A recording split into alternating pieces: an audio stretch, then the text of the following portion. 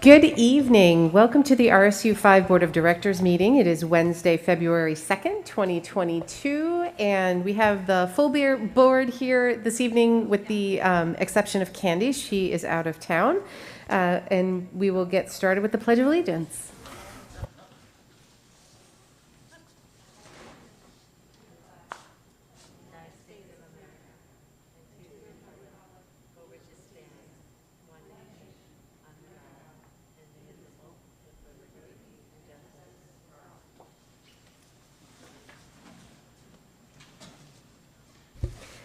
Okay, so we don't have minutes this evening for this meeting.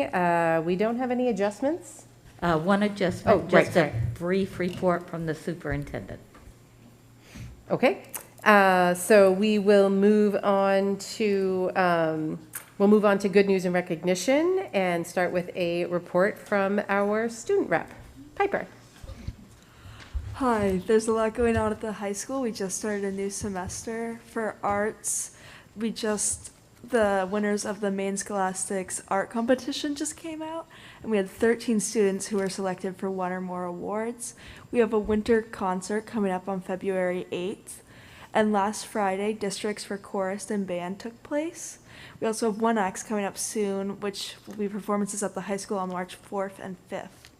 For sports, we've had the basketball spirit nights this week. The boys won against Gray New Gloucester, and the girls play Friday at 5:30 versus Yarmouth. Alpine skiing came in first on their meet Monday, in both boys and girls, with Rosie St. Cyr coming in first and Bobby Strong also coming in first. Nordic has a race tonight, and we also held assemblies at the high school, which were led by students, focusing on respect and a positive school environment for the second semester. Students are also being trained to become discussion facilitators, and these discussions will begin soon and revolve around school culture. Great, thank you. So we will move on to a superintendent report, yeah? Yes, Do that. thank you. So I just wanted to take a moment to inform everyone that Lisa Demick has informed us today her intent to retire at the end of the school year. Lisa has been an integral part of this district, PES, and our administrative team for 12 years. There is so much I appreciate about Lisa. She has created such a positive school environment at PES. Teachers, parents, and community members know what a gem of a school that they have there in Pownell. And we just feel like our students have been so fortunate to be guided by her leadership. And we know that strong schools are not created by accident. It happens through hard work, strong leadership, and tenacity, which Lisa has provided, unwavering in her commitment to the students of PES. And so she's been through a lot through the pandemic. She went through mold remediation. There was the passing of a teacher out there. She guided them through that tragedy. Lisa has always kept her focus on students and shepherding the community of PES through whatever the day brings, staying positive and always intent on building an even stronger PES. So, I'm happy for Lisa and wish her the best of luck in her retirement adventures. And there'll be more info coming out on that process for replacing, yeah? Yes. Okay. My fantastic vice chair pointed out I skipped right over the first public comment, so sorry about that.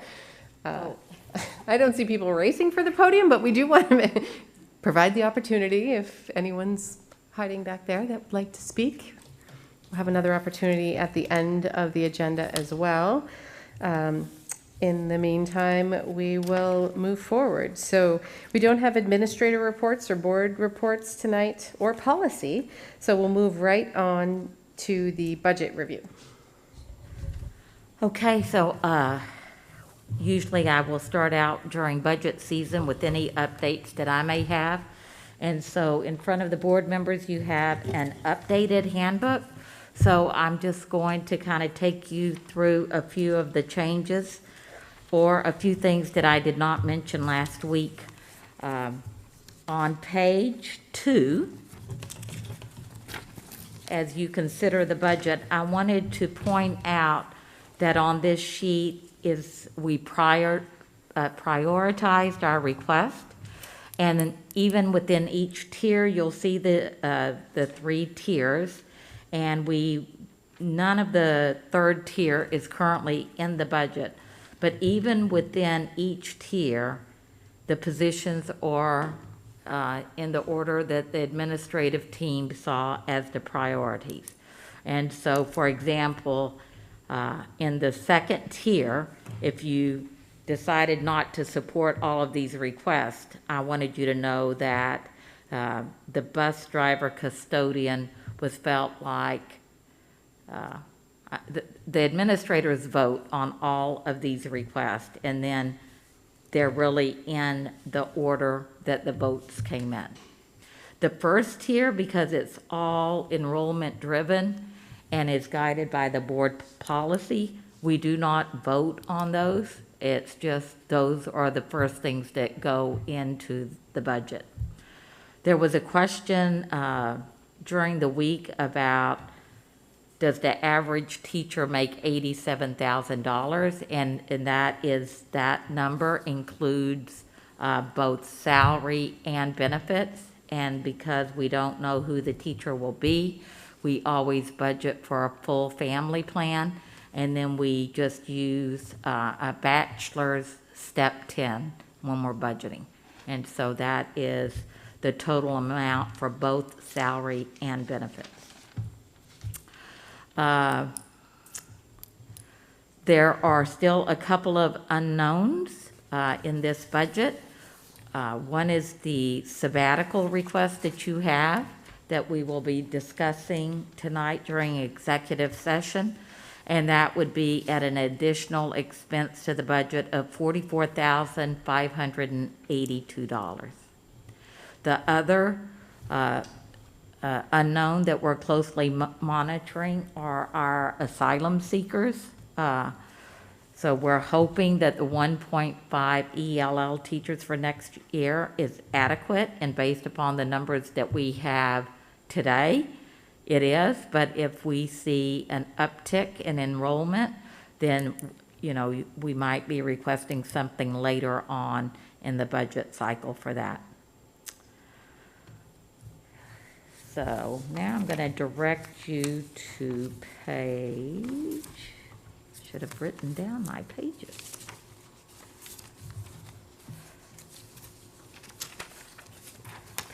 On page 1, where it's just the overview, you will see that the expenditure increase is down from what I presented last week.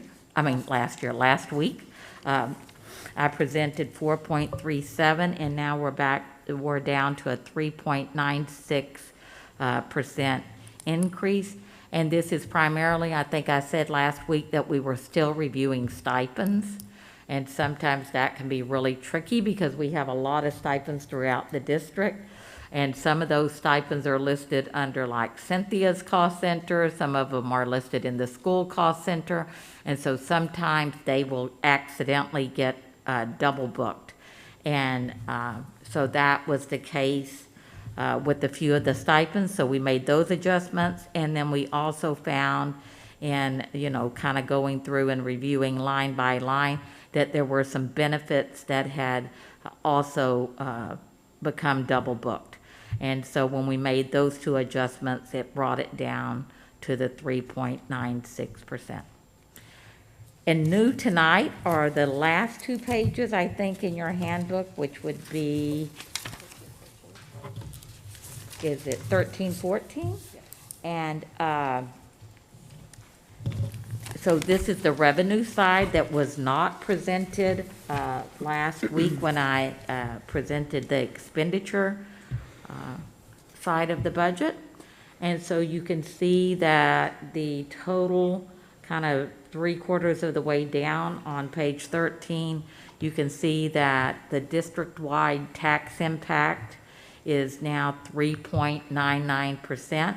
And if you go to page 14, you can see what that means for each of the towns, that it will have a tax impact to Durham of a 2.35% increase, to Freeport 2.68, and to Pownell of 2.10.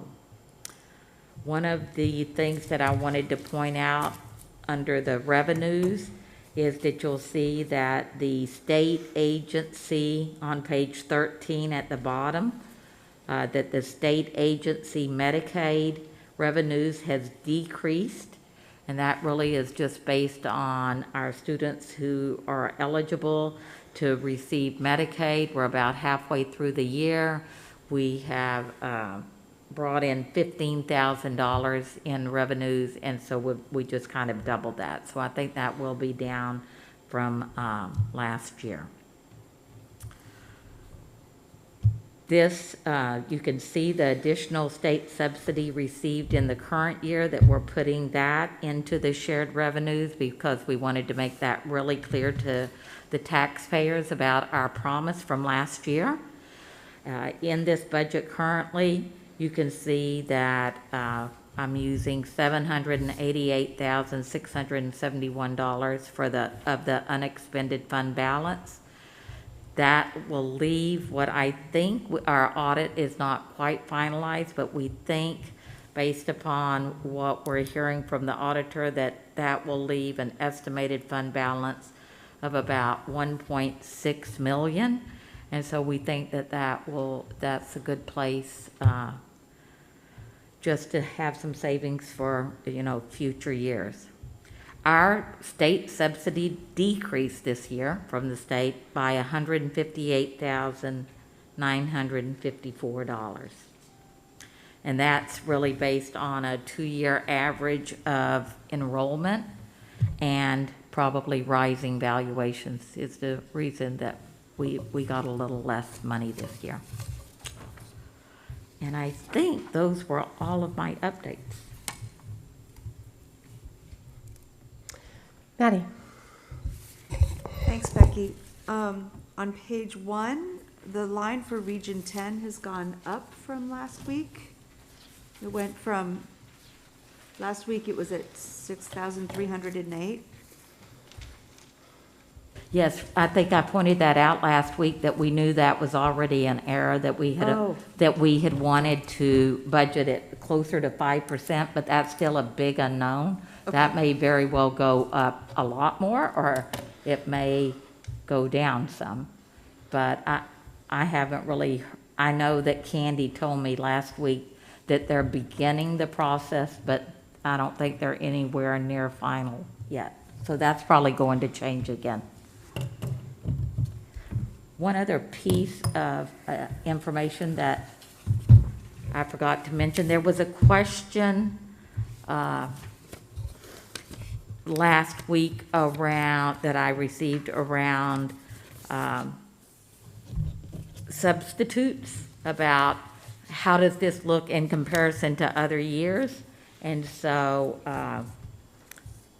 we just pulled some data on that, so I just wanted to also provide that to you, because we are asking for an additional 3.5 positions with the ed techs to just help with the staffing shortage and to provide more student support.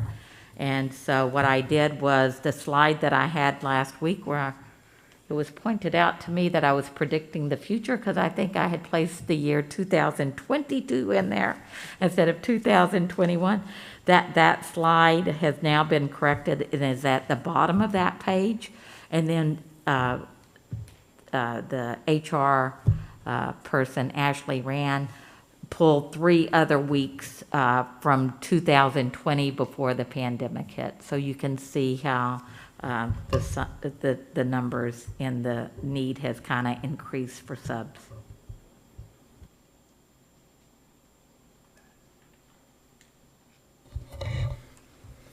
Vali? Thank you, Becky. One question about the ELL and the asylum seekers. Do districts get any funding from the state when they receive asylum seekers?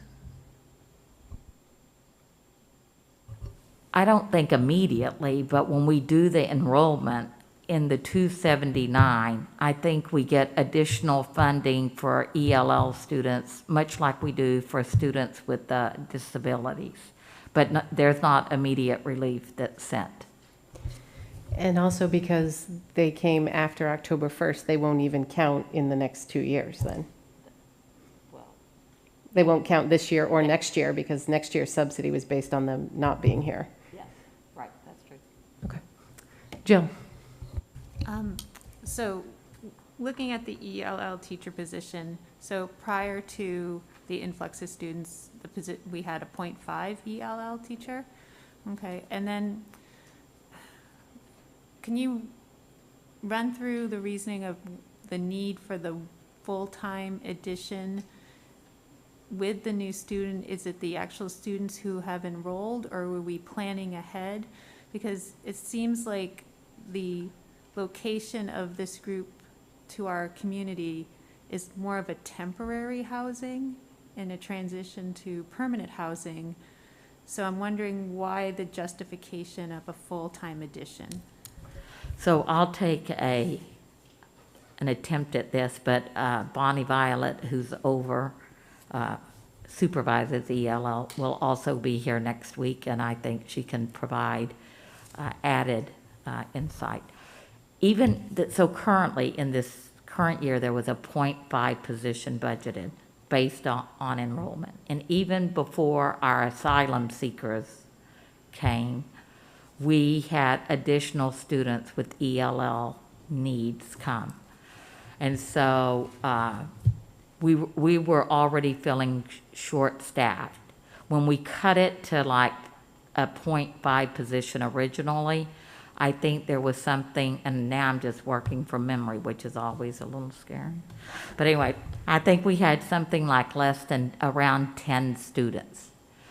And this current year, that caseload has increased, and there was a need, and the administrators can even speak to this, for increased services. So she went up to 0.6, I think, before the asylum seekers came.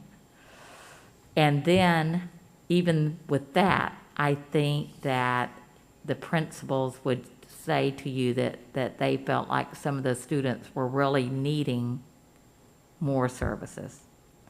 And so much of it depends upon if somebody comes in and they're at a level 4, there's a test that they do called the WIDA, and it tests them, and they come either, I think you can be like between 1 and 6.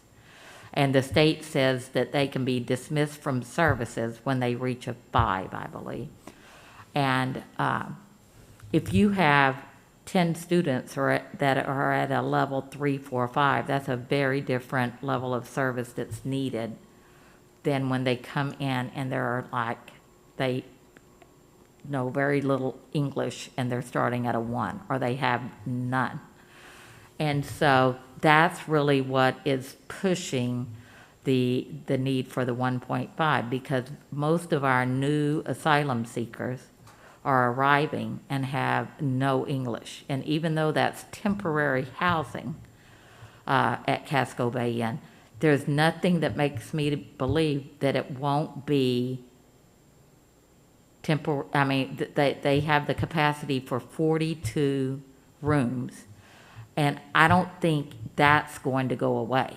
So I think that the particular student that may be there or family that may be there will leave and go to the Chestnut Street shelter and then get permanent housing. But when they leave, I think another student will arrive. So that's what we're basing it on. So currently, the housing situation in Freeport, that is something that is going to be a long-term established program? So that is how I feel like we have to plan. They have made it, I have asked the question about, has there been a long-term lease signed? And there hasn't been. And so definitely the owners of that of the Casco Bay Inn could decide, like, no, we want to just go back to having tourists come here. But they also own a place in South Portland, and I think they're very committed to helping asylum seekers. So there's not anything that's signaling to me that those students will not be here next year. It just may be a different student.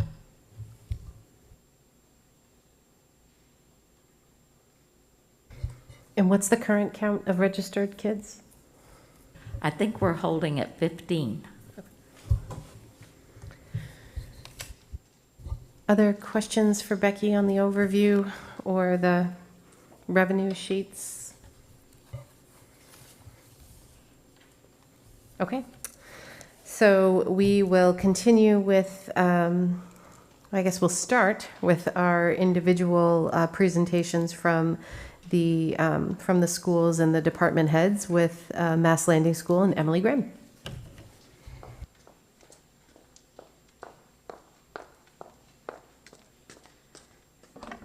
Good evening, everybody. When I sit down to do my notes each year for this presentation, I always start with this bit of gratitude, just because it's a nice time to reflect on, like, oh, what's different this year, and feeling like we just get enduring support for the requests that we make. And I'm happy to report, so last year we had 2 new stipends. It's allowed our civil rights team advisors to get paid, which is great, to continue that work. And our new STEM club has 60 student participants. So it's had a ton of interest, including 43 third graders who are just like over the moon that there are extracurriculars they can do outside the school day. So you'll see that we have several asks for this year. The first is straightforward in that it reflects enrollment increases. So you'll see Mass Landing enrollment has increased steadily. We have 25 new kids this year, which is really exciting, that have been distributed across all 3 grades, which has made the impact a little softer. But our incoming third graders next year are at 88. They're currently in 5 cohorts as second graders, and so we'll be continuing to have them as 5 cohorts in third grade, which is 1 teacher increase from our current third grade.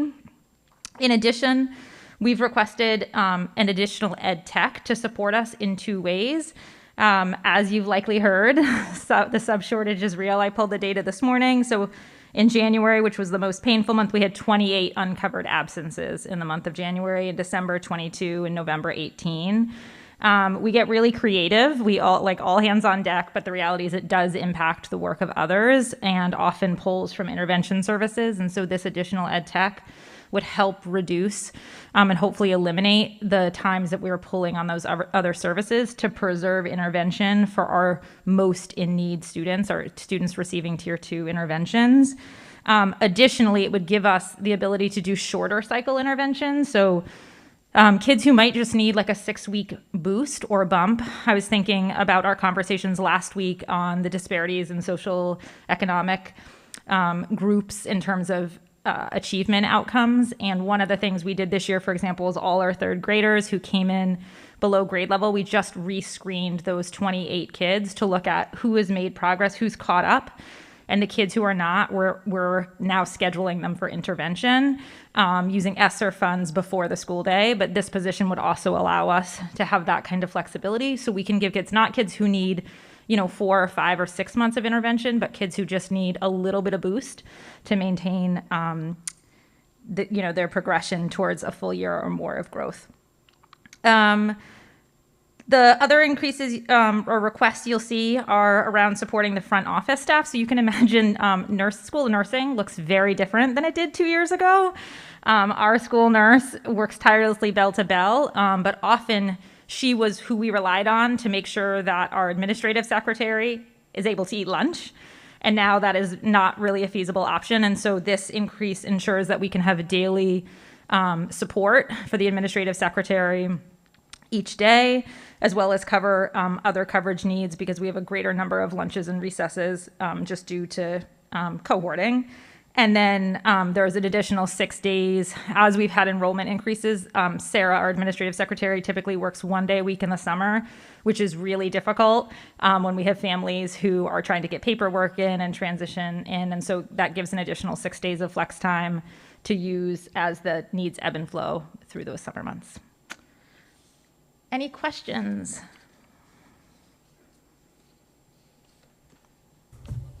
Polly? Thank you, Emily. This is a question for you and for all the elementary principals. Do we currently have a math strategist supporting elementary schools? That position is currently vacant. Okay, so the question maybe is for Becky then. Sorry, Becky. So if the position is vacant, but it's funded in this budget, why do we have it as an addition, or additional request? So it's not in the current, but it's not in the proposed budget. No, But I one of when we do that brainstorm, it really is a brainstorm. And one of the thinkings was just, are we having a difficult time finding someone for that position because they're covering 4 schools? So with our literacy strategist, we have one for, one covers 2 elementary schools, the other one covers like the 2 Freeport elementary schools. And so there was discussion about maybe, this could help with that if we had 2 positions. But you can see that in the end, it's our lowest request, and I think that we're going to try some other strategies before we come back and ask for an additional one. So to understand, because I'm not sure I fully grasp what you just said, we do have one unfunded position in the current, unstaffed position in the current budget. Yeah. So we are going to try to fill that for next year. But the thinking was that maybe we would need 2 strategists, and that's why that was there on that priority list at the bottom? Yes. Okay. And honestly, it's advertised. If we find somebody tomorrow, we'll fill it this year. Okay. Yes. Okay. So the administrators feel that with 1 filled position, that's adequate support for the teachers.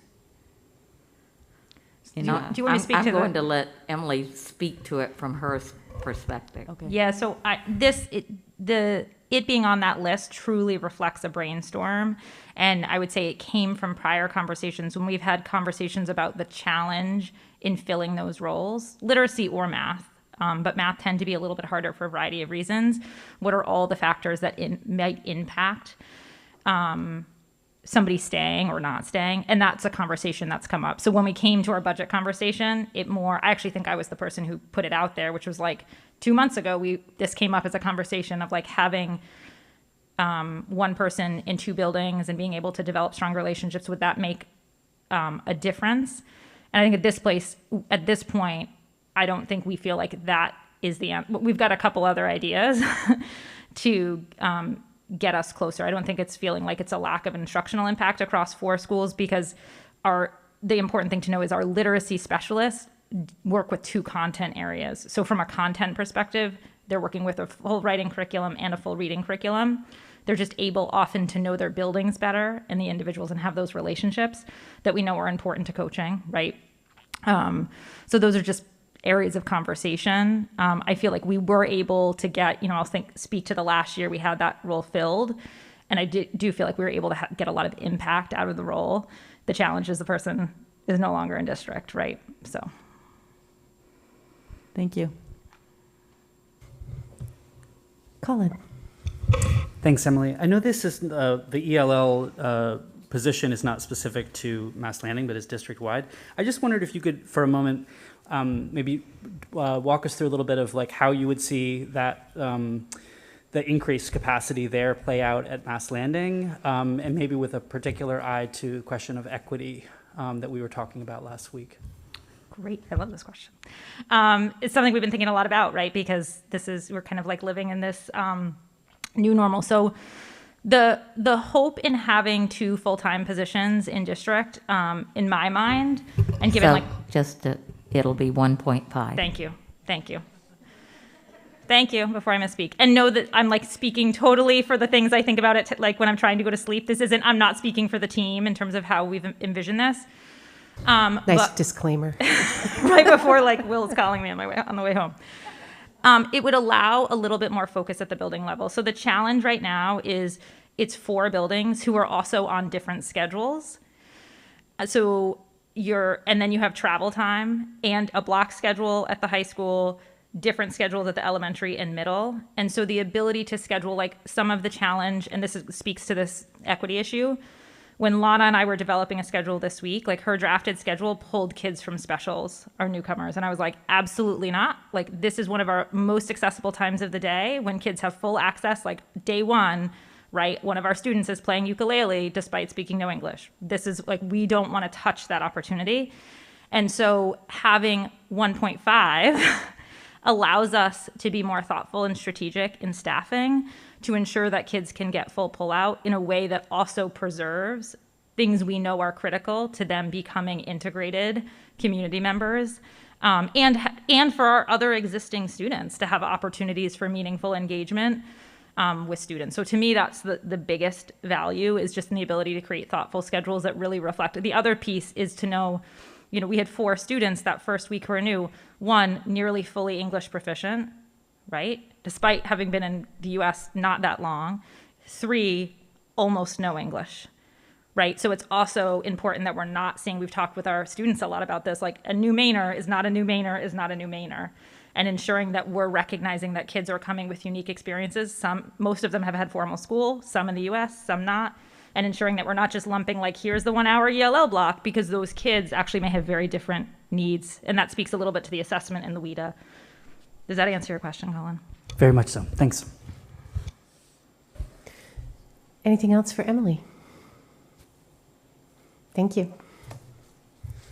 All right, so we will move from Mass Landing on to Freeport Middle School. Principal Grogan.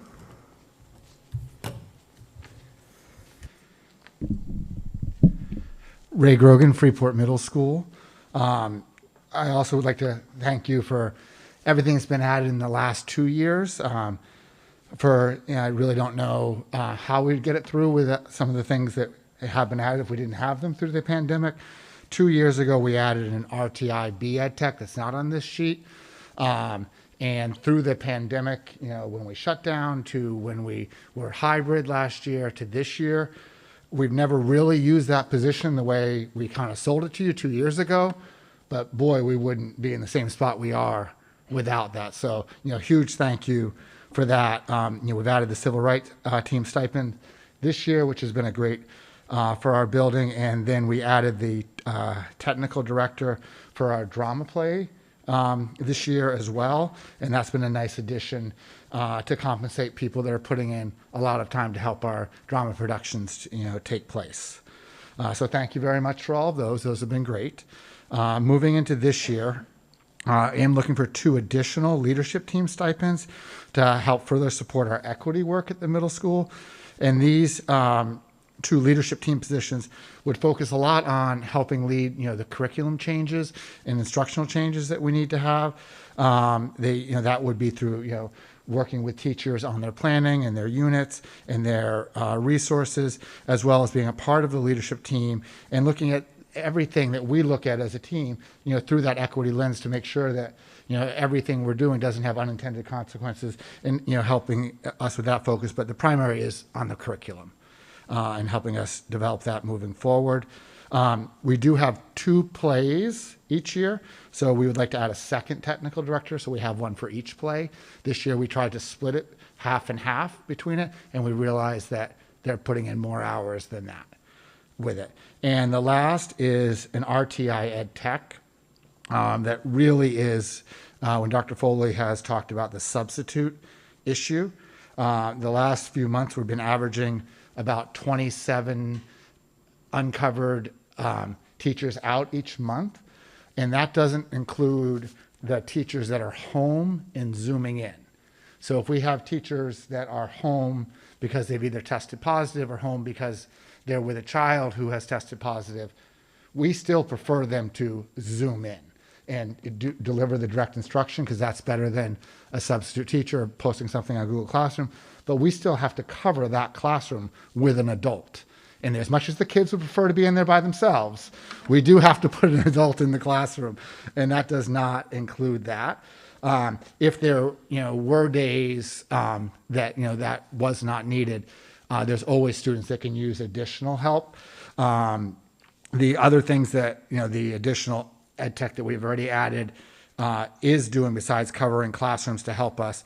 For students who are out, we do offer, between 4 and 6 Zoom sessions each day for different grade level kids to touch base with different ed techs so that they can try their best to stay caught up with that.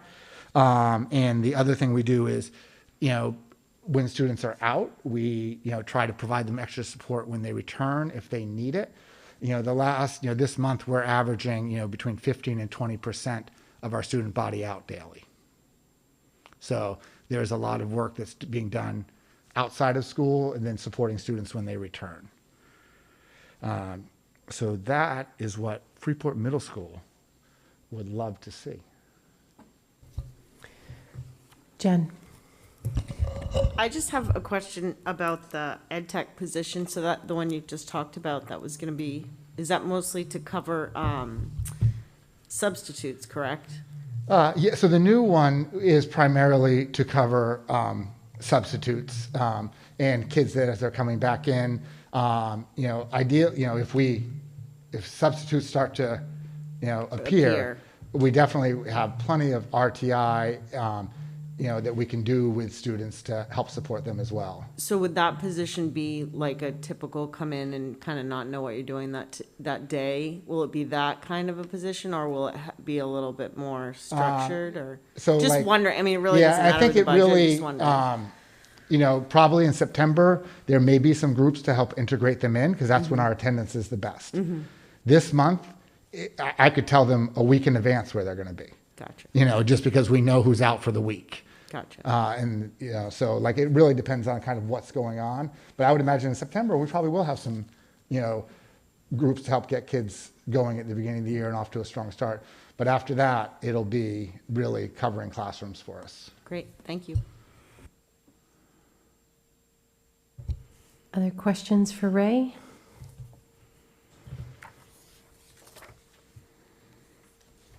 Okay. Thank you very much. Thank you. All right. Next up is Freeport High School, Principal Goko.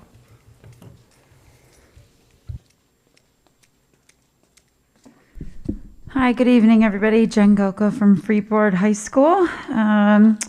So I'd also just like to start with talking about some of the requests that we had last year and the support that we greatly appreciated from the board. We had a really small increase in a position where we moved it to a 0.1 position. Without getting into the details, we had a couple of different half-time ed tech positions that we were able to have a half-time teacher that then has an ed tech position on the other side, but we had this lingering 0.4 position, which you can imagine how easy that is to fill. And so it enabled us to, that 0.1, move it to a 0.5, combine it with another 0.5, and have a full-time ed tech. So we were very grateful for that. We still, and I'll hold on to that and come into what the request is for this year for shifting some of those ed tech positions. We also requested a civil rights team stipend, which we are very happy to have that team supported as they continue to expand the work that they're doing at the high school. One of the other requests that is coming into this year, but was also brought forward last year, was that we requested funds to purchase a scanning device to barcode our books for our, specifically for the ALA department, but also for the library. And I think that that has been a huge help to us in terms of being able to track our books, but also helping students to right away know when they are missing something so that they are not accruing debt and losing books and things like that. And so this year we're actually asking to expand that because we're able to use that system for all of our textbooks as well as the devices that we were able to purchase last year with COVID funds. So our iPads and pencils, those are actually already barcoded, so we've been able to keep track of all of those things. So I think it's an upfront cost, but a long-term benefit to us in terms of not losing things and having to replace them and being able to track things. But so we were grateful for that support. The things that we are requesting this year, similar to what you've heard, is that unfortunately some of the support that we have in place for RTI this year has we've needed to pull that for different reasons, either for a long-term substitute position or for coverage purposes. But so we have currently we have a 0.5 math RTI position. It's the first year that we have had that position, and we are hoping to expand that to a full-time position, again, to attract, a person who is doing RTI at the high school needs to be well-versed in higher levels of math. And I think that when we're looking at candidates, having a full-time position is something that's going to be a lot more helpful to attract candidates who can get to that higher level of math. Not necessarily calculus, but going up through algebra, geometry, and possibly algebra 2.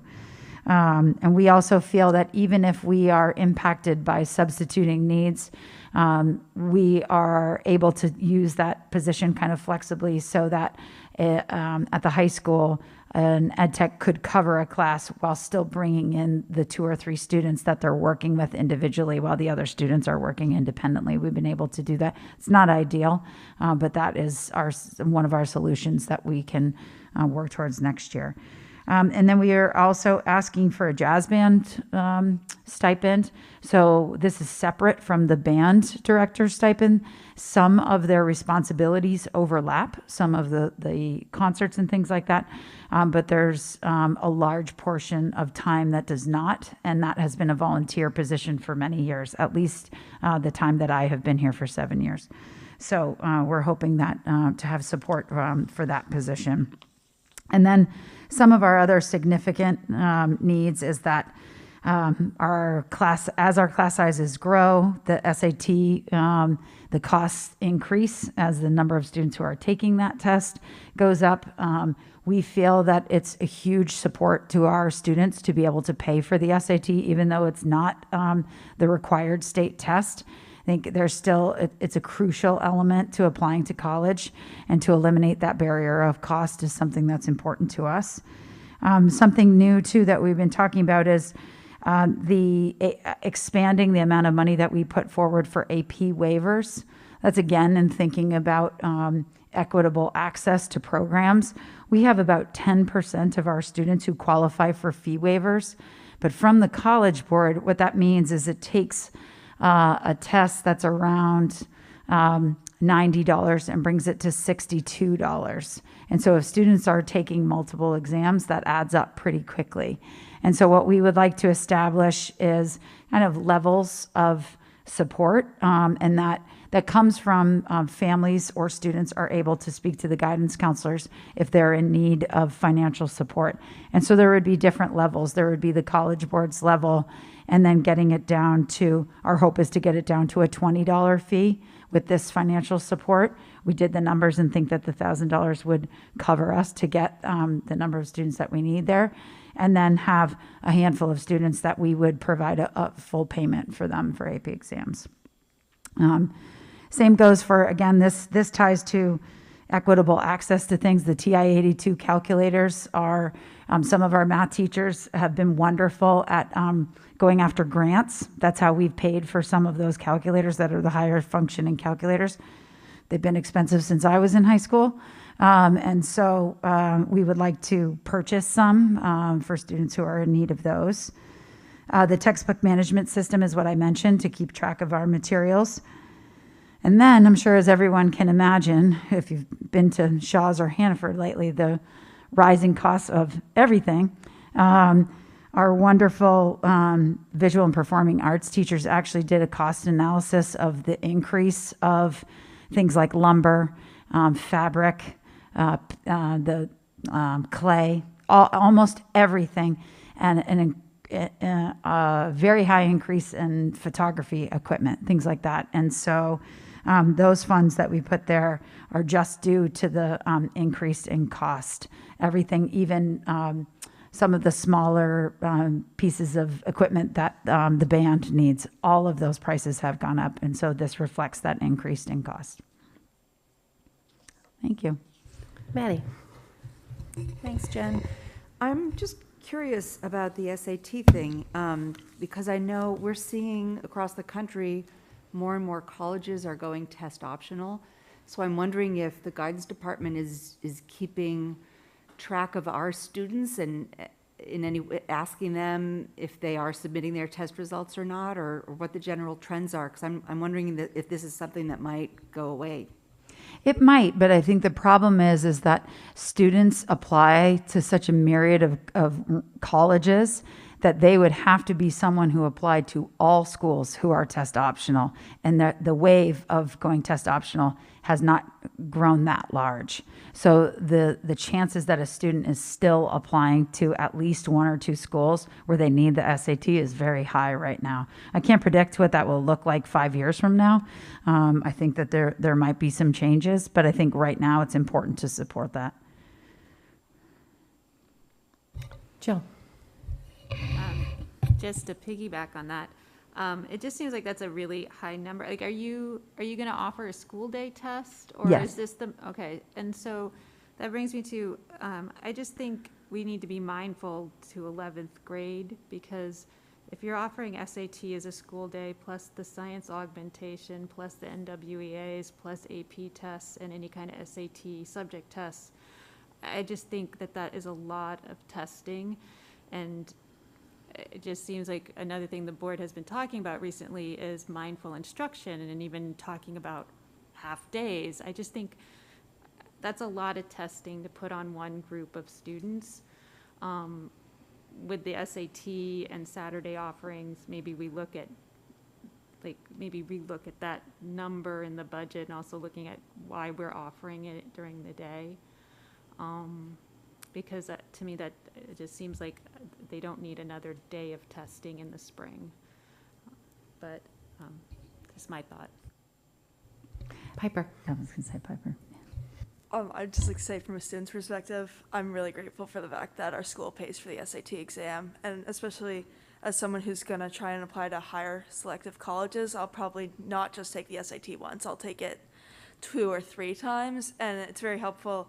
It's not that cheap of an exam, and it's nice to be able to not have to pay for it once and get a baseline. And I know there's a lot of kids who, if it wasn't paid for, they might not take it, and they might not then elect to go to a further college and schooling. And I know you, Maddie, I think, mentioned that a lot of schools were going test optional. I think that the trend in test optional happens to be these higher selective colleges who are seeing less applicants because of the fact that they require SATs, and you can correct me if I'm wrong, I'm not sure.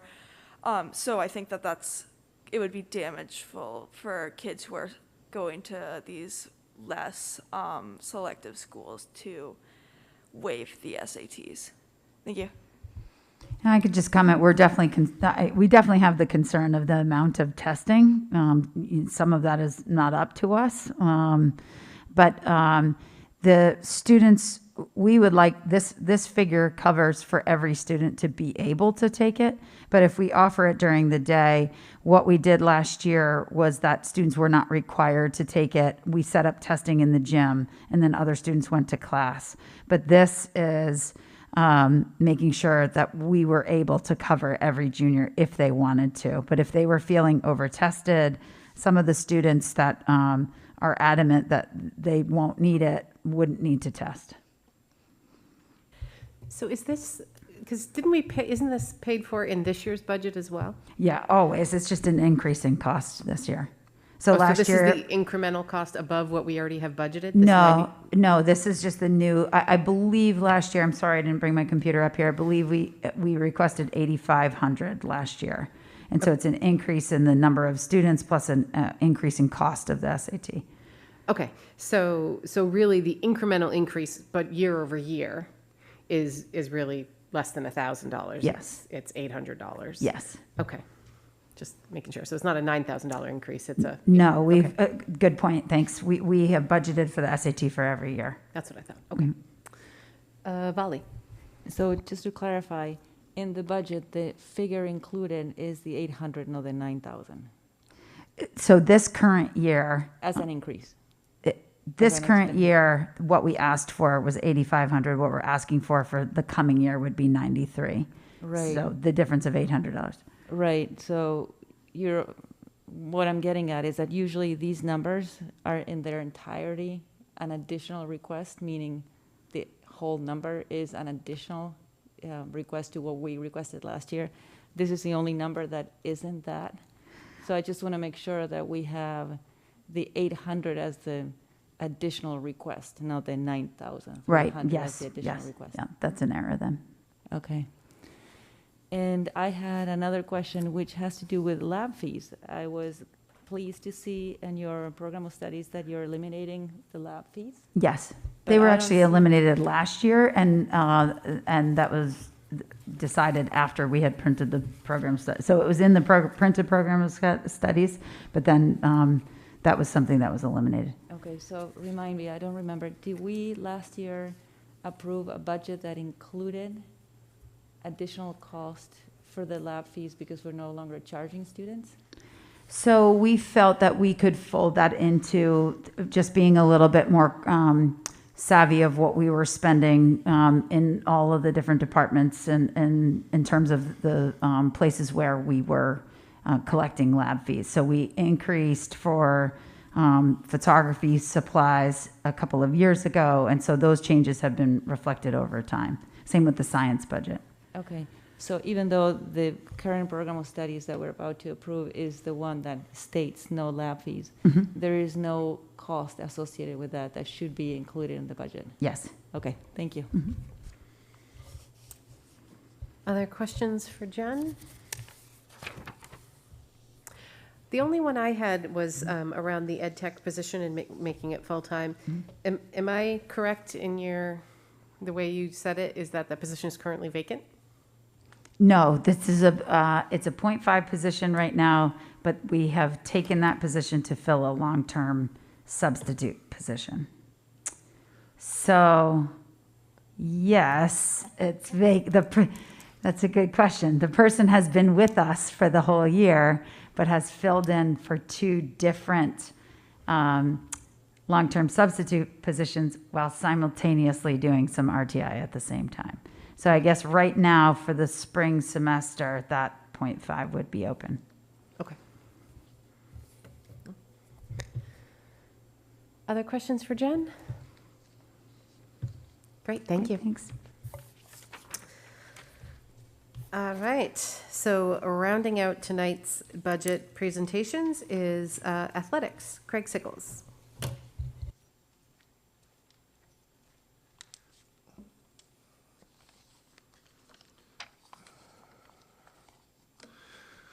Good evening, all. So take you through the documents page by page here. As you can see, how do these priorities align with the 4 strategic plans? I think, athletics is unique, and sometimes it doesn't fit into the academic strategic plans, but I think in a large part it really does do that. A couple of the other attachments is how sports aligns with the DOE main learning results and how we tie into that. And again, I think it's, if you haven't read that, this is my annual pitch. Some of you have seen that before, but if you haven't read that, I would encourage you to do so. The other attachment is some facts and figures on what athletics means, not just for the wins and losses, but I've always said there's more to be learned from athletics than athletics itself. It impacts grades, attendance, discipline, dropout rates, college attendance, and a student's commitment and involvement to the community after graduation. The participation numbers are kind of interesting. At Freeport High School, the fall numbers didn't really vary much before COVID, during COVID, and I guess we're still in COVID. The numbers have kind of held steady. The winter numbers were impacted the most. Last year, we didn't do indoor track. There were no facilities available. Basketball was without spectators and a reduced schedule, so we're still kind of rebuilding the winter numbers. Durham Community School, the numbers are great. We've really rebounded well there. And for the middle school program, you're only dealing with 2 classes. So if you have one class that has a really low participation turnout, it really can affect those numbers. Where at the high school, you're talking about 4 classes. So if there's one class that has low, it doesn't affect the numbers as much. Freeport Middle School is still kind of rebounding with their numbers. Fall is certainly better than this winter. This winter at Freeport Middle School is better than last winter. Last winter, we didn't even do indoor track, and this winter we will. And, we're up about 20 students, and that 94 does not include the indoor track season that hasn't started yet.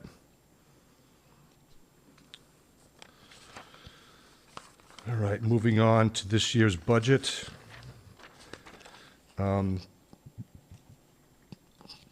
Actually, the positions that were added for this year, if you remember, those of you who were here, we increased our part-time assistant swim coach stipend. That kind of helped. We were attached to Yarmouth.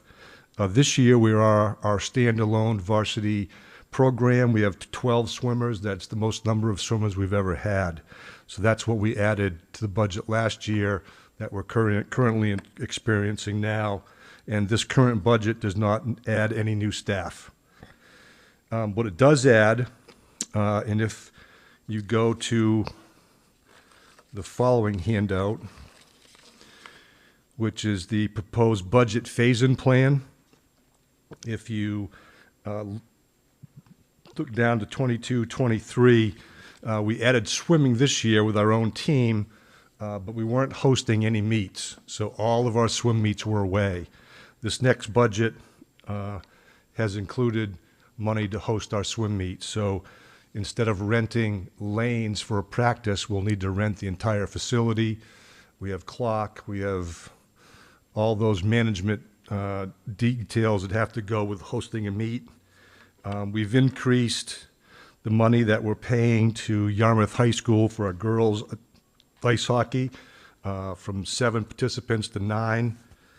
We've increased golf from 8 to 10. The golf course requires each of our students to have a junior membership. In the past, many of our kids and families have already purchased their own junior membership, but we're finding that that is not the case as we are moving forward. So we've had to increase the number of participants that we're paying for. We're allowed 12 varsity golfers, and so we're paying for 10 and hoping that 2 of them have their own junior membership. And that concludes my report. Questions for Craig? Susanna? Thank you very much. I just have a quick question just on numbers. And you had mentioned that the numbers for FMS at the moment are rebounding a bit with the up to the 94 in the winter season, but that does not include track yet. Correct. And I was just wondering, looking at, comparing sort of the trajectory with Durham and the middle school, but then looking at the high school where that winter number is still quite low, is that including track? Are there other reasons that that number hasn't begun to rebound that we've seen elsewhere? Well, we don't have cheering this year. Okay. We didn't have enough. I came before you this fall. Right, about the and cheering. we were very hopeful that we were going to have a 3-school cooperative team between Freeport, Brunswick, and Mount Ararat. And even with the 3 schools, we didn't have enough. So we're not doing cheering. Girls basketball, we had 22 students out. We have 1 senior, so hopefully we have a bunch of 8th grade and 7th grade. So hopefully girls basketball is on the rebound. I think those are the really only 2 reasons why that number is kind of low. Our ski numbers have grown. Boys basketball, we had to make cuts for the first time in a long time. We had close to 70 kids come out for 3 teams, and you just can't accommodate that. So I don't know if that answers your question. Yeah, no, that's great. Thank you very much, Craig. Did you say whether that includes indoor track yet, or is that a season? At the high school, it does, yes. So that 161, so even though last year there was no track and we were at 168 with track, this year we're only at 161. So Well, there was track last year, but we just didn't have any meets. And we practiced here at the high school. We didn't go to Bowdoin because Bowdoin was not available. so the kids who participated were in that 168. Yes, Oh, okay. All right. So still less than last year, but not quite as much less. right. Okay. Maddie? I'm just curious if there are booster organizations for golf and hockey and swim, and if they're doing any fundraising to offset any of these costs? I can't talk at a great deal about ice hockey because we are the sending school, and so we're not the host. So I do know that South Portland for boys ice hockey and Yarmouth for girls, they do have booster groups. I can't tell you a lot about them because I don't interact with them or what they do. I do know they do provide a lot of money for ice time.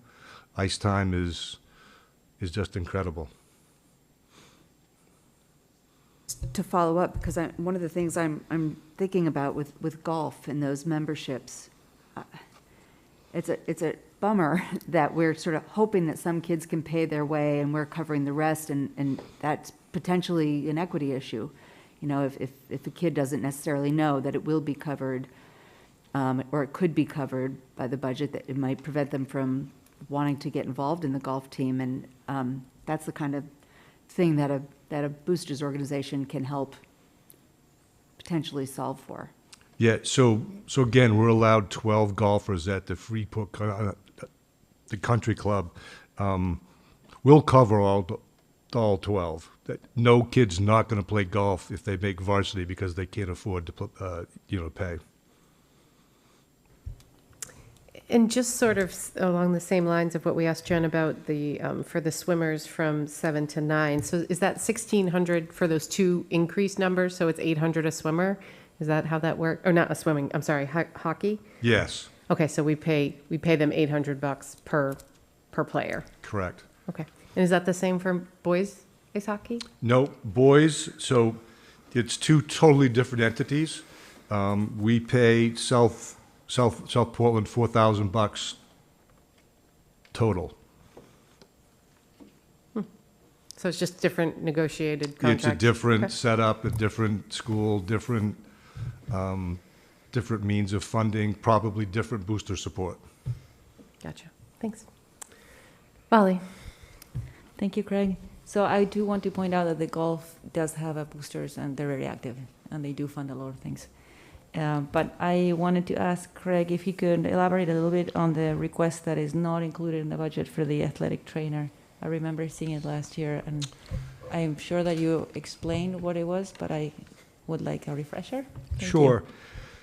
So we've had an athletic trainer probably for 15 years. It evolved. We had a local chiropractor who just moved to town, wanted to volunteer his time, get his name out there, and so he became our volunteer athletic trainer. Through the budget process, we had some money. We've gone from Gray Physical Therapy. I think there was another place that we contracted with, and we've now been with Coastal Orthopedic, I want to say, for 10 or 12 years. The position has evolved over time. It's evolved from a nice-to-have thing to an added bonus to kind of a necessary component to the athletic department and our student athletes. It's a highly skilled and valued thing that we offer and have available. I think it's an essential to the health and well-being of our students. Students are bigger, taller, stronger, faster. Training techniques have evolved. There's more privatization. Kids are practicing year-round, and it's so much more highly sophisticated now. We are a Class A school in basketball and alpine skiing, and with soccer, baseball, softball, cross-country, indoor and outdoor track, we're anywhere from 52 students to 72 students from going to Class B, from Class B to Class A. So the number of schools with athletic trainers, oh shoot, I didn't bring that list, shoot. So going from memory, Yarmouth, Falmouth, Waynfleet, York, the Southern Maine Activities Association, which is the Class A schools in the Portland area. There's 17 of them in that conference, and at least 15 to 14 of them have full-time trainers. This fall, our trainer had 616 individual student interactions. 616. Every Friday and Saturday, our fall teams play games. On any given Friday or Saturday, they all have games, which means on Monday, most of them don't have games. And if we don't have games, our trainer is here for 2 hours. And for him to be able to follow up with our trainers, with our students who've had games, our first practice on the turf starts at 2:45. Our last practice starts at 5:45. Football is off campus. So in those 2 hours, it's very difficult for him to follow up with the needs of the students and all of their injuries and wants and needs. I think another thing that it helps is in the rehabilitation of our students who are injured. If you lose your high scorer, if you lose your best defender, your fastest runner, to have these kids lost to injury directly affects the success of the team and the team chemistry. A full-time trainer would be able to devote the necessary time for rehabilitation and guidance, to get a student back to the team and playing 1, 2, or 3 days sooner is a big deal. Between season right now, our trainer is available from 1.5 to 2 hours a day. He provides speed and agility clinics. If we had a full-time trainer, we would be able to open up the wellness center for extended hours. He would also be able to help with rehabilitation during that time. He would also be able to help with individual workouts for student athletes, for postseason injuries, and also for preseason, getting kids ready for the upcoming the concussion return to play protocol. We would expand his reach and oversight to the middle schools. Right now, return to play protocols for concussions are with the school nurses who leave pretty much after the end of the school day. He would assist the nurses and the coaches and the communication with the parents. Same thing with the COVID return to play. That has changed dramatically in the last month. It went from a 7-day return to play protocol. Currently, it's either a 3 or a 5, depending on the severity. I'm not sure how long COVID return to play will be with us, but it's certainly here for the time being, and that would be something that he also could extend his reach into the middle schools.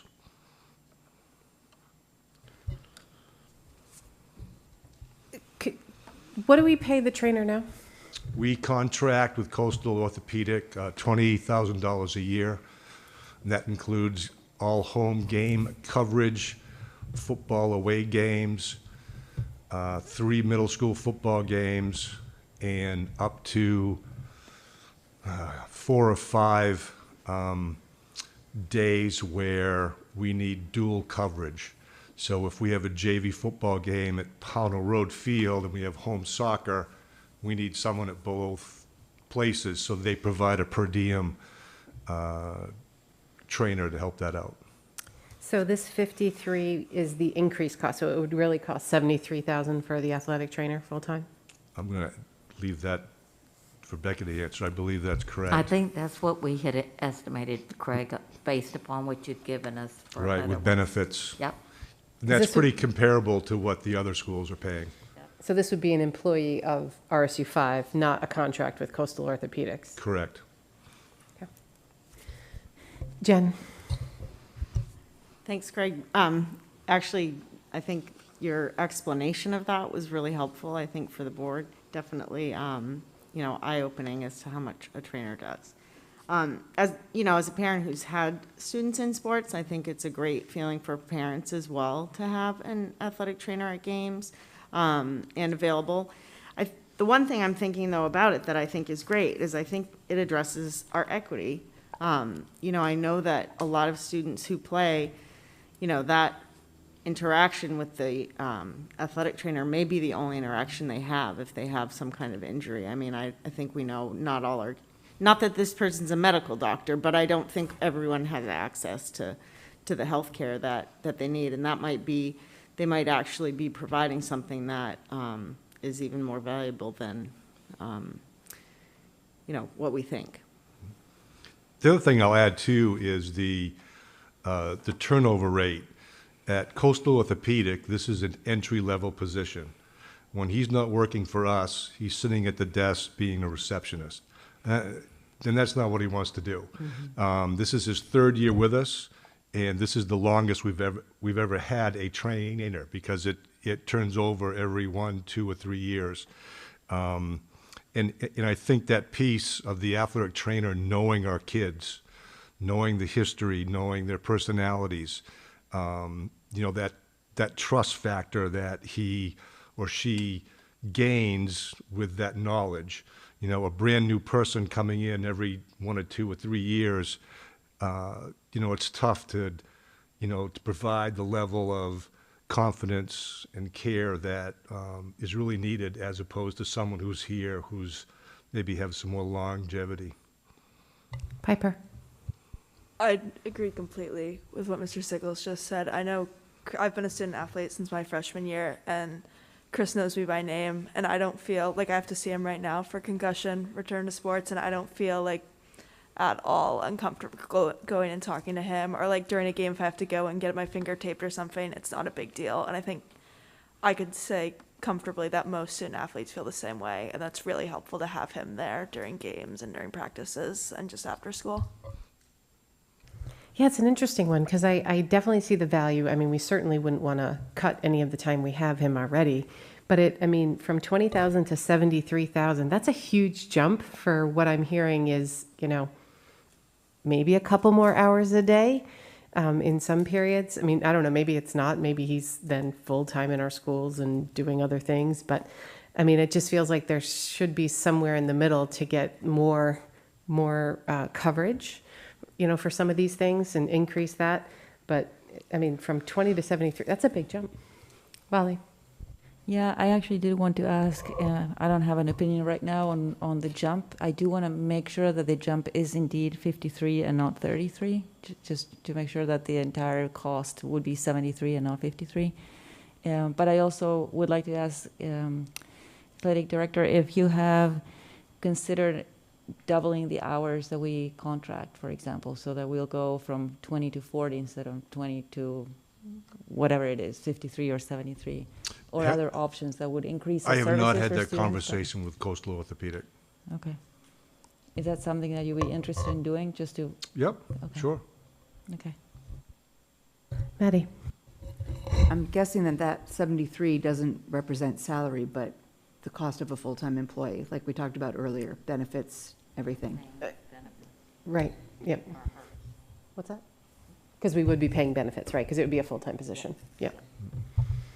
And then I think when you go from 2 hours a day to 6 hours a day, that's a pretty significant, increase. Because when we don't have games, he's here for 2 hours a day, and I think to go from 2 to 6, be able to cover that 5:45 practice, to be able to start here, to go to football, and then come back for this 5:45 practice. I do think that's a significant amount of time. During basketball, our last practice starts at 7:15.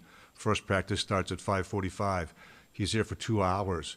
So he obviously is not here for every basketball team.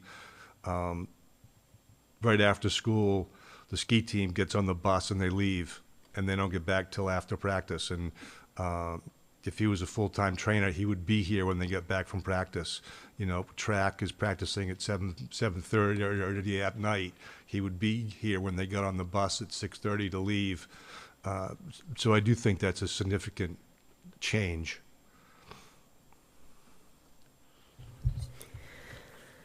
All right, and, Colin. Sorry, Craig, I'm just, my curiosity is going to get the better of me here. This intriguing final line on this yellow document, the explore feasibility of offering esports 23-24. Could you just speak a little bit about what we might be looking at there? What sort of exploration? Yeah, so esports is something that is starting to grow here in the state of Maine. Out of the 140 high schools in the state of Maine, I'm guessing probably 30 to 40 high schools have an esports team. I've had one student approach me about adding esports.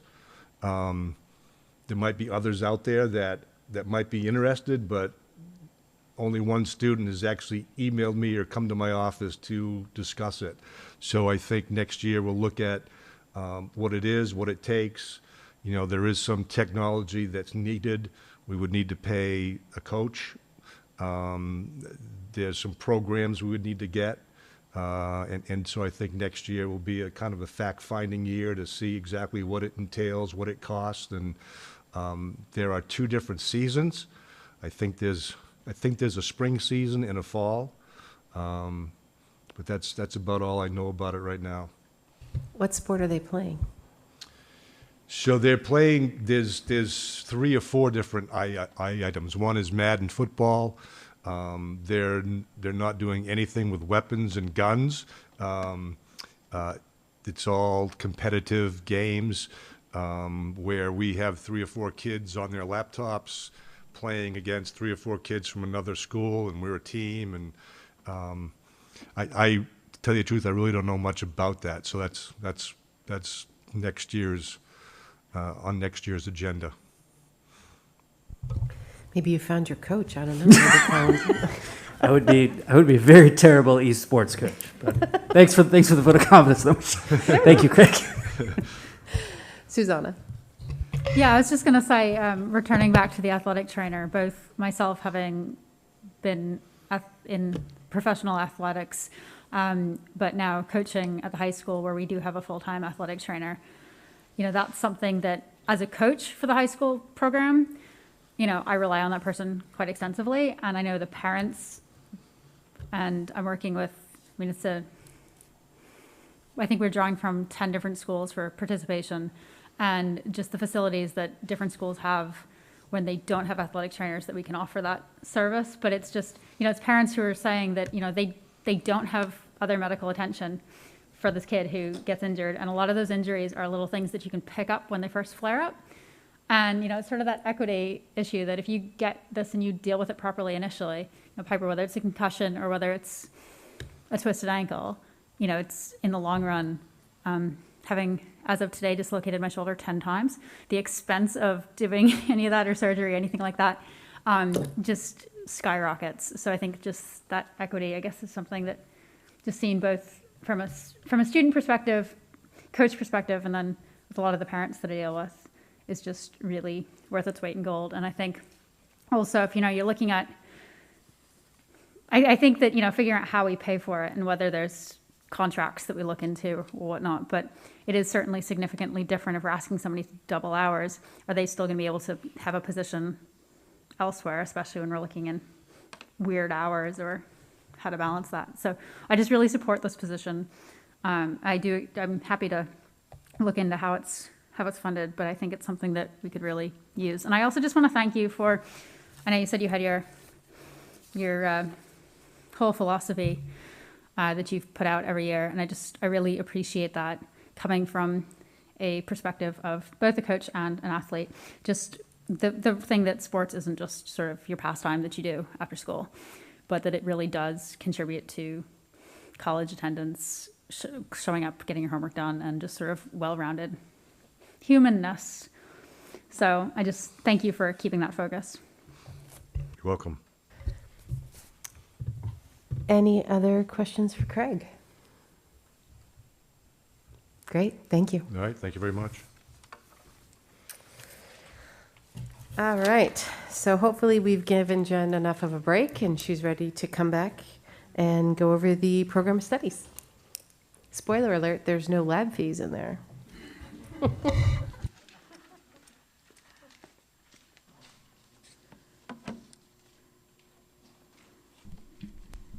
Okay, so excited to think about the 2022-23 school year. As probably many of you know, we actually start our registration process very soon. So we start going to the middle schools in the middle of March. We host something we started, I want to say it was probably 4 years ago, that we do a curriculum fair. We are trying to be creative about how we do that this year. Last year it was fully virtual. We did 2 different days. Students could drop into Zoom meetings. It was definitely not as popular as when it was in the gym, and we had music and we had raffle prizes, and they could walk around and meet teachers and find out about new classes that they might not know about. And Region 10 usually comes to our curriculum fair too. So we're trying to think of creative ways to do that in a manner that's safe for COVID this year and not have all 3 grade levels in the gym at the same time. But so as we go through, some of these changes are minor, but we always comb through the program of studies, trying to make sure that this represents everything that we offer as clearly as possible. So we start with the school profile. That each year we update the school profile. That's something that is sent out to colleges to let them know about our programs and how we grade. We made some changes to that, as we do every year. We have a new guidance counselor this year, so we updated that information. And so in terms of new classes, we have a couple of changes for the ELA department. There are 2 elective classes that we have offered. This year is the first year that we've offered Literature of Society and Self. And it's studying kind of a mixture of psychology and sociology, and tackles topics such as mental health. There's lots of different things that they kind of broach in that class. It has been an elective, same with media and social media, that was only open to 10th through 12th graders. One of the things we noticed is second semester spring, we don't have a lot of seniors picking up extra electives that they don't need. And so we've decided to open both of those electives through 9th through 12th graders, thinking that there's certainly plenty of 9th graders who might be interested in expanding some of the ELA classes that they take. Another English elective that we've decided to offer is sports media. And so this is hopefully a class that will be taught by Jason Olette, who works closely with our students who are interested in broadcasting. He teaches the media and social media class as well, but also getting some hands-on practice for this class, because we've been lucky to have more live streaming opportunities, learning about podcasts, all sorts of things. So we feel that will be a high interest class. Lab fees, as Michelle said, spoiler alert, have been eliminated. The Latin classes have an updated description because we have changed textbooks for that class. We have a textbook that we feel is more appealing to students, but also has different portrayals of culture, has a more positive portrayal of the role of women in Latin culture, and so they've updated some of the descriptions for that class. The Region 10 programs have made some updates, including Foundations of Technology and the HVIC program of their description, and then some of the program descriptions for their social studies and their academics portion for the Region 10 offerings. And then you can see, as you know, our clubs are student-driven. So when students propose to us that they would like to start a club, It's not a club that we already offer. They have an advisor who's willing to help them. So we've added quite a few new clubs, which is wonderful in the time of COVID. We still have very active clubs, and I do think that the students meeting for clubs during the day is something that really helps with that. So you can see the list of clubs that have been added. And one thing that is a change, I don't know if my mic just went off. It did. I didn't touch it, I promise, Keith. Keith's coming. I didn't touch a thing. Can you hear me now? Nope. Apparently your time's up. Cut off. It wouldn't be the first time. Oh, I'm back on. Okay, there you go. Thank you, One Keith. thing that we realized that was not in here in time to catch this before you receive this is that the two classes that we offer in the math department, entrepreneurship and personal finance, are only offered for pass-fail. We have a live teacher, but we use a program that is a program that we've used for many years, and that class is offered on a pass-fail basis in conjunction with the curriculum that we use for that. So that's just an update to make sure that students know that when they're signing up for that class. And both of those classes have continued to increase in popularity, which is wonderful. They are all full this spring. So if there's any questions. Questions for Jen? Maddie? No questions, just I noticed a couple, just maybe small corrections. On page 34, it still says for literature of society and self, it says 10th to 12th graders. Oh, thank you. That should be 9th. And then on page 64, you've got the Latin 1, you've still got in the city of Pompeii with a strikeout through it that I imagine you meant to remove. Yes. Thank you. And that's it. Susanna?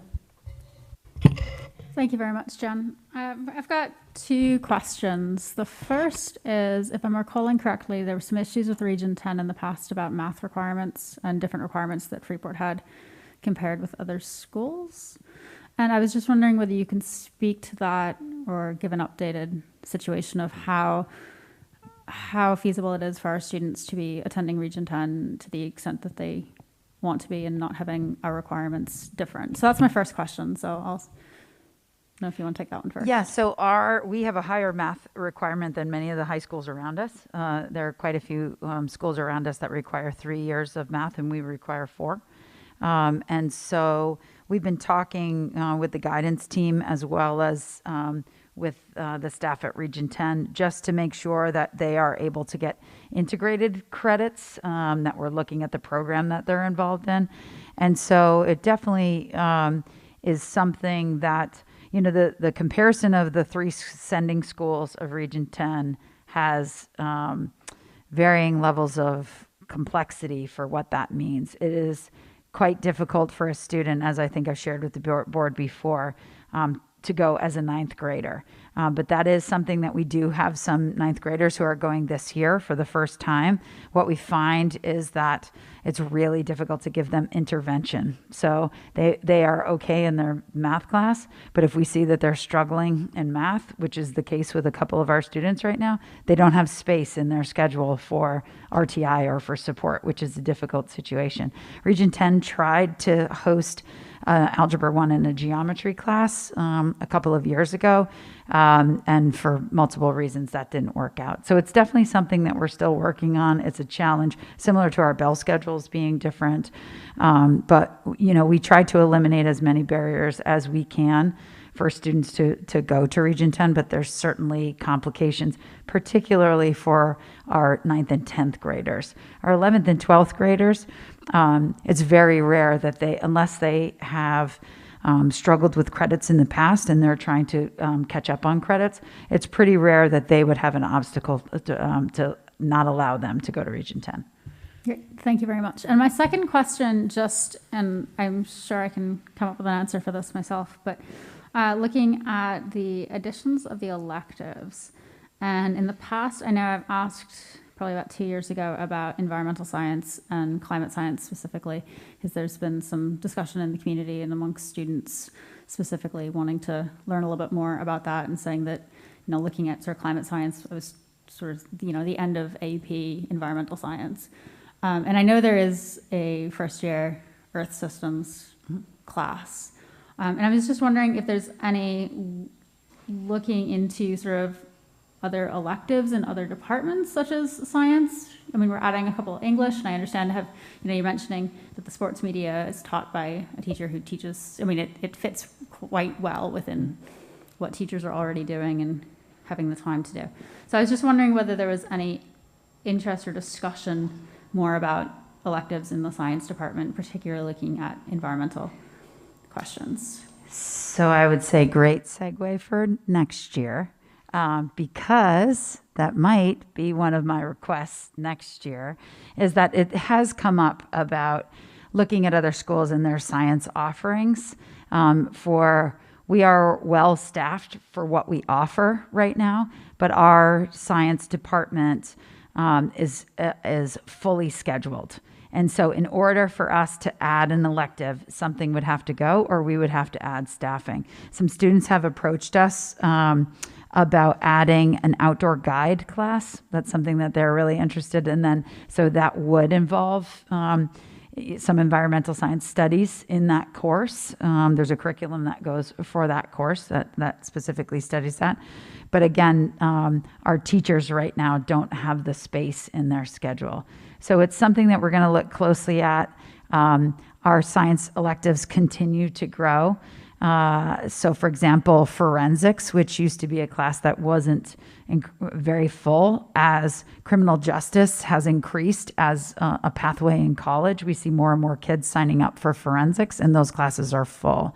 Some of the challenge is that some of the more advanced STEM classes get smaller and smaller for the number of students that are in there, but it's really important for us that we're offering those classes specifically for our students who want to pursue engineering and things like that. So it's a balance, but it's certainly something that we have talked about to see how we can expand. We had environmental science, and it was not a high popularity class, unfortunately. And so there are elements of it that are in the our system science. Years ago we had science and sustainability. That was our freshman course. And we changed direction based on the NGSS standards to have more physical sciences that are in there. But it's definitely something that we're looking at, but it would take expanding our staff. Well, I'm glad it's something that you're looking at. I'll look forward to next year. And yeah, the guide courses, that sounds really cool. So I'm just glad that discussion is happening and look forward to it. So thank you. Beth. I'm sorry, I'm just confused because I'm looking at this and we still offer AP environmental science? Yes. And regular environmental science?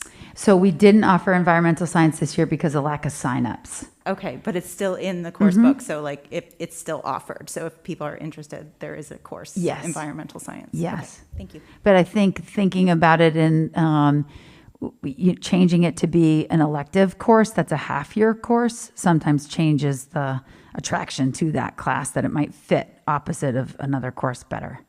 Totally understand that. Thank you. But the AP environmental class is one of our most popular AP classes too. Maddie. With you sort of foreshadowing next year's requests, I'm jumping the gun. I'm just wondering if, I don't know when we're getting our history workshop. It's later this spring, I believe, a review of the curriculum. Don't we have that? Aren't we doing a The review district curriculum review for history? For social studies? Yes. I'm not aware of it. Wasn't it the equity team was going over the social studies, and they were going to give us a review of what they had Oh, done. because at the same time that we do like the equity update on the Yeah. achievement data. It was the equity. That component of the social studies, but so when you said that, it's like I felt like we were going to do a workshop on the whole social studies curriculum. I thought that was one of the things you guys were doing this year, was a whole review of the social studies curriculum. Well, we are, and we're happy to give you an update, but It's not done. It is not done. And will not be done this spring. Oh, it will not, right, and we had talked about how that's usually like a 2 or 3 kind of Okay. year implementation. Well, I'm sure glad I brought it up, because Well, I am too. She's just anxiously waiting. I don't want to disappoint.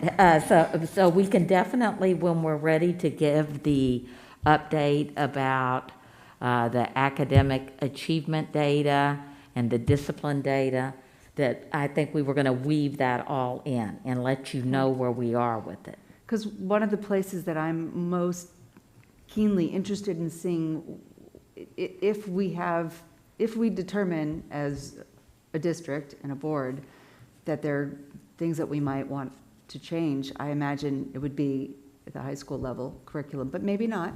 So I'm curious to see if there are any anticipated changes there, but it sounds like I might be a little premature in my question. I think there are definitely anticipated changes that we're expecting that will happen. I think probably pre-K to 12, but I'm not sure that we're anticipating needing new staffing. I can share that a big part of the work, this is Friday's Professional Learning Day, is that it's an in-depth review of all the standards of all of the courses, particularly the 9th grade course, the 10th grade course, the 11th grade course. So we already offer a pretty wide, in my opinion, a wide range of electives that are in social studies. And so we have psychology, 20th century film, sociology, economics, mock trial.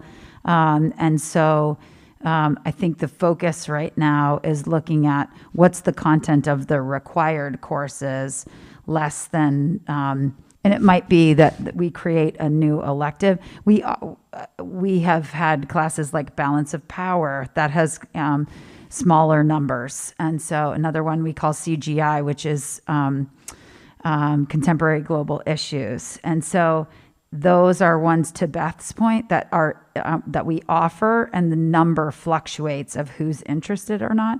As we've shifted to modern world conflict and American government as the required 10th grade courses, then we saw fewer kids enrolling in CGI for contemporary global issues, because a lot of that was tied to the modern world conflict curriculum. So that's been the bulk of their work, but they're examining every unit, every standard, and looking at what we currently teach and what the holes are. Well, I think that's great, because if there's one thing that I hear at home, it's like, oh, why am I hearing about this particular piece of history repeatedly throughout my years? And so to hear you reference that, changes in the curriculum result in changes in the electives is great. So that seems like it'll be a very useful exercise when it happens. Thank you. Yeah. Other questions for Jen? Bali? I just wanted to say that I wholeheartedly support Susanna's impetus to keep looking at sustainability as something that we need to teach. And if it needs to start as an elective, then that's the way it is to get students involved. Eventually, I would like it to be as part of the core curriculum too. So as you guys think about the future, and when we do the science curriculum review, which will be after the social studies review, then definitely keep that at the forefront, that it's really important for every student to be knowledgeable on the concepts of sustainability these days. Thanks. Yeah. No more hands up? Okay, thank you, Jen. Thank you. All right, so we don't have any personnel. I will pause for public comment this time. Thank you, Beth. But surprisingly, we don't have any. All right, so do I have a motion to enter into executive session as outlined in 1 MRSA Section 4056A for the purpose of discussing a personnel matter? Mara and Vali, thank you. All those in favor? Opposed? Okay. You can vote. All right, so we are going to take a quick break to break down the technology, and we'll reconvene momentarily.